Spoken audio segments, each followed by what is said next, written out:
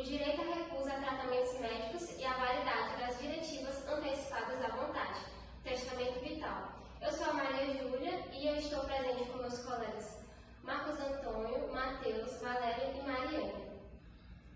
Nesse tema, eu abordo dois pontos importantes, no qual é o direito civil e a bioética, pois eles interferem na autonomia do paciente, já que no direito civil contemporâneo, na autonomia privada,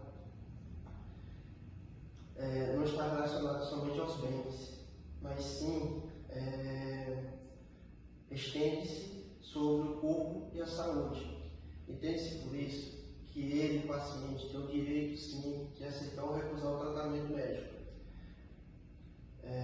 No contexto geral, nós iremos abordar sobre o querer do paciente de aceitar ou recusar o tratamento diante da forma jurídica, respeitando e sobre a diretiva antecipada da vontade. Eu passaria a palavra para o próximo. Dando continuidade, o consentimento informado está relacionado com o direito do paciente de receber as informações sobre o seu estado, o tratamento e os riscos para a saúde, podendo tomar sua decisão de forma consciente. Já a capacidade do paciente está relacionada à sua aptidão para entender as informações de forma autônoma. Nesse contexto, destaca-se o fato de que o paciente tem o direito de recusar o tratamento, mesmo que isso cause risco à sua saúde. Já as diretivas antecipadas de vontade, elas permitem que o paciente possa tomar decisões futuras sobre tratamentos, caso ele não possa se manifestar no momento.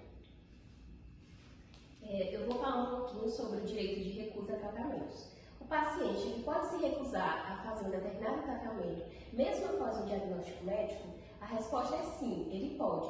Porém, como em todo caso, há exceções. Na recusa do paciente a realizar determinados tratamentos, o que o médico ele deve fazer? Ele deve sugerir uma outra opção de tratamento, se existente, é claro.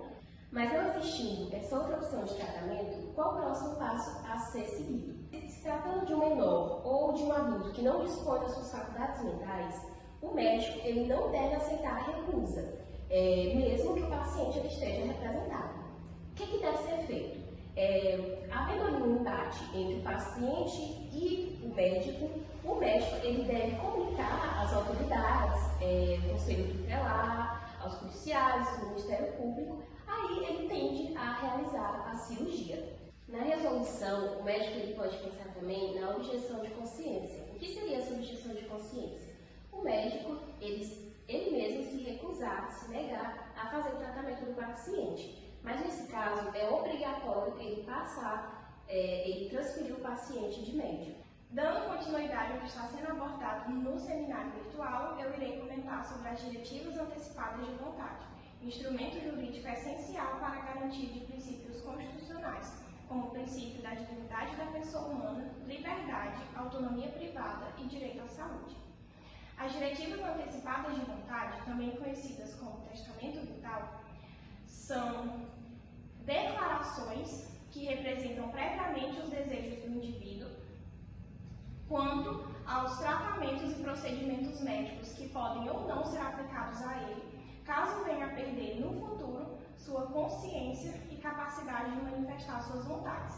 Tal documento é fundamental para orientar não somente a equipe médica, mas também os familiares do declarante em caso de doenças graves e incuráveis, com base no desejo prévio do cidadão enquanto plenamente capaz.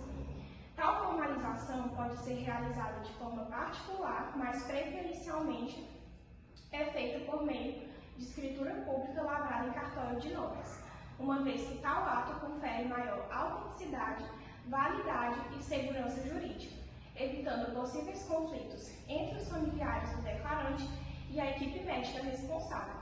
Vale ressaltar também que o testamento vital deve estar dentro dos parâmetros estabelecidos pelo ordenamento jurídico, devendo evitar, portanto, práticas ilícitas e ilegais como a eutanásia. O testamento vital encontra respaldo jurídico, como já dito anteriormente, em princípios expressos pela Constituição Federal, mas também é uma temática disciplinada por normas do Conselho Federal de Medicina. Por fim, as diretivas antecipadas de vontade representam um importante marco para a garantia da dignidade e autonomia do cidadão, uma vez que permite com que o mesmo possa estabelecer os limites de sua assistência médica e ter sua vontade efetivamente concretizada. Embora meus colegas explanem que é direito do indivíduo com plena capacidade civil consentir ou não sobre determinados tratamentos médicos e discorram que o cidadão pode definir por meio do testamento vital quais procedimentos serão válidos ou excluídos caso ele se torne incapaz de decidir, é importante destacar que, na realidade, há desafios a serem sanados em relação a essas prerrogativas. Por exemplo, pode acontecer da família recusar a escolha do paciente por medo, insegurança ou emoção. Vale destacar também os casos em que o médico entra em conflito com a determinação do indivíduo por entender que tem o dever de salvar vidas. Além disso, também acontece das pessoas serem privadas de expressar suas vontades devido à falta de informação. Portanto, é fundamental a conscientização nacional sobre a autonomia do indivíduo no que tange aos tratamentos médicos e procedimentos de saúde. Esse direito ele deve ser livre e efetivamente expresso, pois todos têm o direito de expressarem suas vontades sobre seus próprios corpos, uma vez que é inerente à dignidade da pessoa humana. Muito obrigada pela atenção e esperamos ter contribuído para uma reflexão mais ampla sobre o consentimento informado e sobre a autonomia do indivíduo e as diretivas antecipadas à vontade.